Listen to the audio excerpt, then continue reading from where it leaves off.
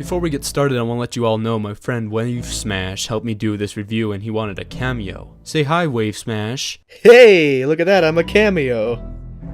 Is this what I do as a cameo? I just sort of sit here? Alright, I guess. Okay, bye.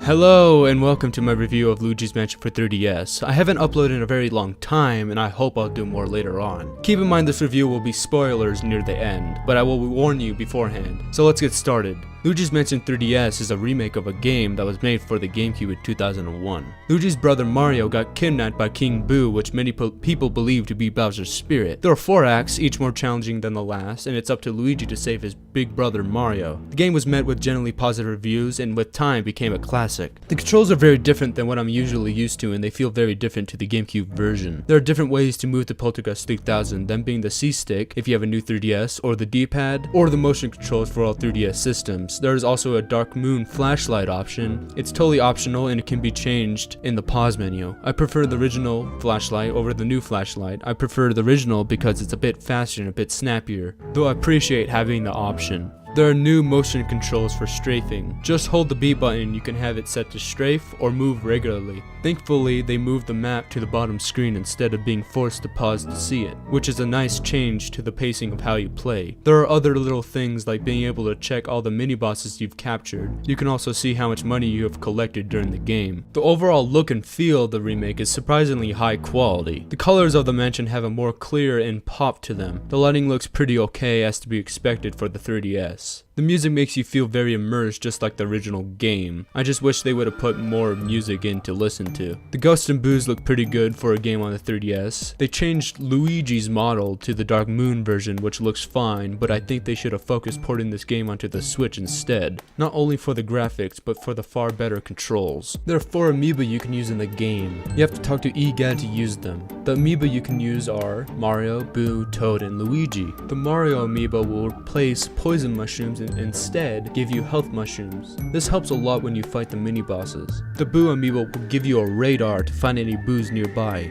This is really nice and will help you try to find all the annoying Boos that escape. The Toad amiibo gives you a full heal when you talk to one. I use this one the most of all. The Luigi amiibo will give you a revive when you run out of health. They all do something in the game. They deactivate when you leave or turn the game off. There is no time limit for them and they can all be used at once. There are the same mini bosses as the original game and they are still very fun to capture, and it increases difficulty over time. There are still elemental enemies, and with the elemental coins you could defeat them the same way as the original game. There are many similarities to the original and I'm glad they kept them as they were and didn't fuck it up like Paper Mario.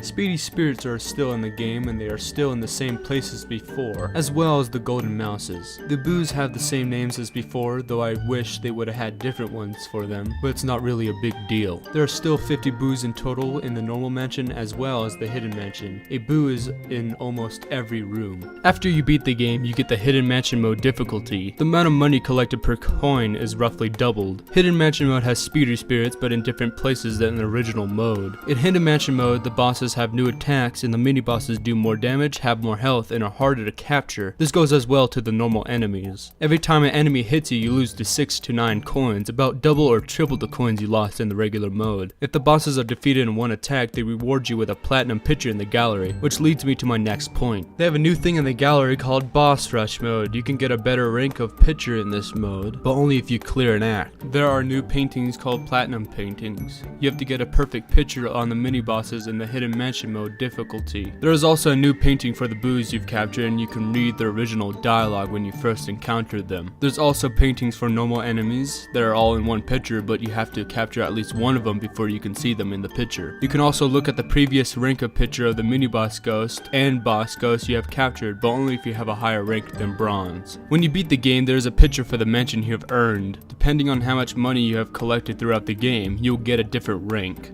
Professor EGAD from the future summoned a Luigi doppelganger named Luigi, which I think is an amazing name, by the way. He can help you in the mansion as well as boss rush mode. He has only 50 HP as far as I have known, since I haven't played co-op yet, because I don't have any friends except the little child in my basement. There's also a new thing to get into, achievements! I really love this new concept and makes me play the game more, but 100% clearing it will take multiple playthroughs.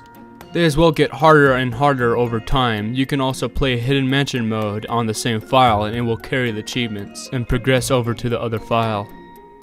This game is so much like the original, but they added more things to it and made it better than the original game. I think it's a little bit easier than the original, but I think Hidden Mansion mode is harder than the original game. They as well made more changes to the gameplay and more options for you to play. I for one think this is a very good remake and I'll play it forever. I really love this game. I give this game a 10 out of 10, not because it gave me the nostalgia, but they made the game better than before. I just hope they make the third one for the Switch as good as this one. I will also be making a review about that game as well. Thank you for watching, and I'll be sure to make new content on my channel. Go to my Twitter and that's it, because I don't use Facebook because I'm not a parent in their 50s, and have a good night. I will also be making 2 reactions over the directs that have been happening. The one that was made this month and the one that was made in last month. One of them's better than the other, because I have no life and I'm tired of shit. Thank you for watching, and I hope you liked this review I have made. I'm about to play the end cutscene, so leave if you don't want to be spoiled.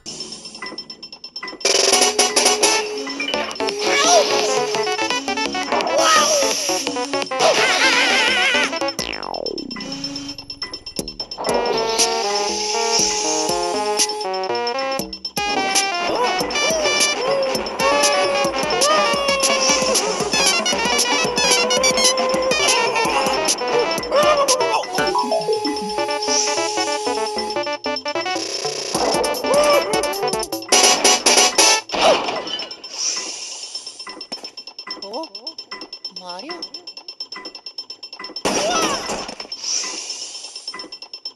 Mamma mia! Oh, oh, oh, oh, oh, oh.